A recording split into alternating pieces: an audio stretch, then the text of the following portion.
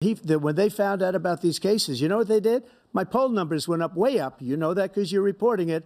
And we took in more money in the last 2 weeks than we've ever taken in the history of any campaign. I don't think any campaign has ever taken. Hundreds of millions of dollars came pouring in because the public knows it's a scam, and it's a guy that's after his political opponent because he can't win fair and square. Let's turn to concerns that voters have about each of you.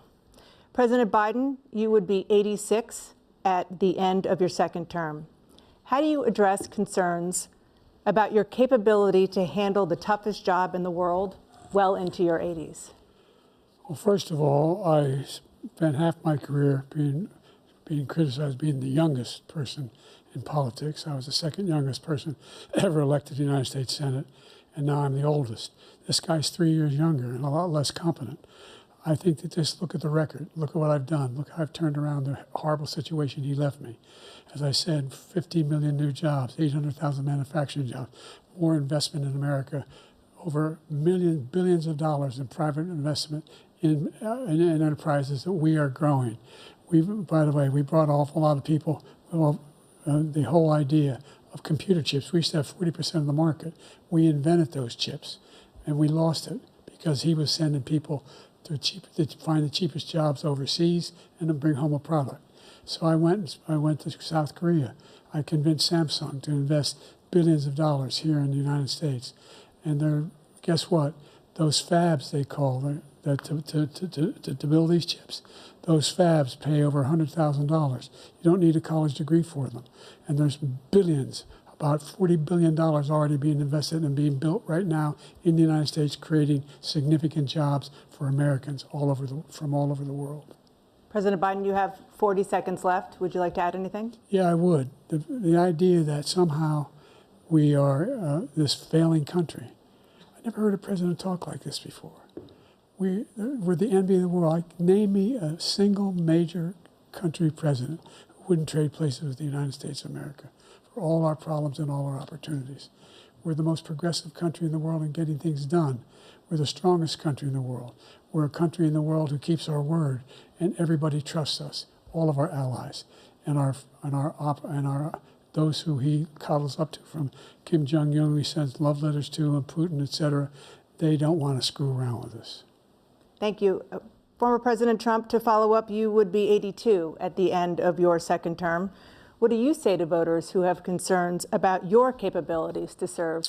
Well, I took 2 tests, cognitive tests. I aced them, both of them, as you know. We made it public. He took none. I'd like to see him take one, just one, a real easy one. Like go through the first 5 questions. He couldn't do it. But I took 2 cognitive tests. I took physical exams every year. And, you know, we knock on wood wherever we may have wood, that I'm in very good health. I just won 2 club championships, not even senior, 2 regular club championships. To do that, you have to be quite smart, and you have to be able to hit the ball a long way. And I do it. He doesn't do it. He can't hit a ball 50 yards. He challenged me to a golf match. He can't hit a ball 50 yards. I think I'm in very good shape. I feel that I'm as in good a shape as I was 25, 30 years ago. Actually, I'm probably a little bit lighter, but I'm in as good a shape as I was years ago. I feel very good. I feel the same. But I was willing to take a cognitive test. And you know what? If I didn't do well, I aced them. Dr. Ronnie Jackson, who's a great guy when he was White House doctor. And then I took another one, a similar one. And one of them said they've never seen anybody ace him. Thank you. President Biden? You can see he is 6'5" and only 223 pounds, or 235 pounds. Well, you said 6'4", 200. Well, anyway, that's what anyway, just take a look at what he says he is, and take a look at what he is. Look, I'd be happy to have a driving contest with him. I got my handicap, which when I was vice president, down to a 6. But by the way, I told you before, I'm happy to play golf with you if you carry your own bag. Think you can do it? That's the biggest lie. He's a 6 handicap of all. I was an 8 handicap. Yeah. 8. Never. But I have, you know how many? I've seen you swing. I know you swing. Okay, let's not act like children. President Trump, we're going to turn. Let's not act like children. To a specific concern that voters have about you. Will you pledge tonight that once all legal challenges have been exhausted, that you will accept the results of this election, regardless of who wins, and You will say right now that political violence in any form is unacceptable. Well, I shouldn't have to say that, but of course I believe that. It's totally unacceptable. And if you would see my statements that I made on Twitter at the time, and also my statement that I made in the Rose Garden, you would say it's one of the strongest statements you've ever seen. In addition to the speech I made in front of, I believe, the largest crowd I've ever spoken to, and I will tell you, nobody ever talks about that. They talk about a relatively small number of people that went to the Capitol, and in many cases were ushered in by the police. And as Nancy Pelosi said, it was her responsibility, not mine. She said that loud and clear. But the answer is, if the election is fair, free, and I want that more than anybody. And I'll tell you something.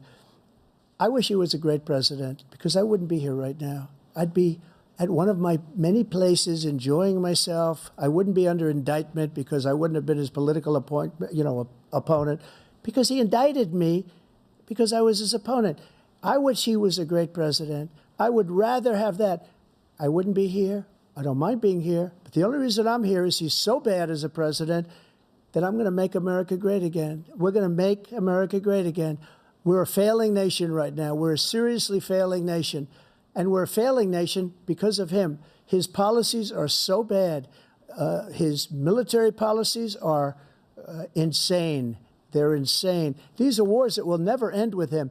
He will drive us into World War III, and we're closer to World War III than anybody can imagine. We are very, very close to World War III, and he's driving us there. And Kim Jong-un and President Xi of China, Kim Jong-un of North Korea, all of these, Putin, they don't respect him. They don't fear him. They have nothing going with this gentleman, and he's going to drive us into World War III.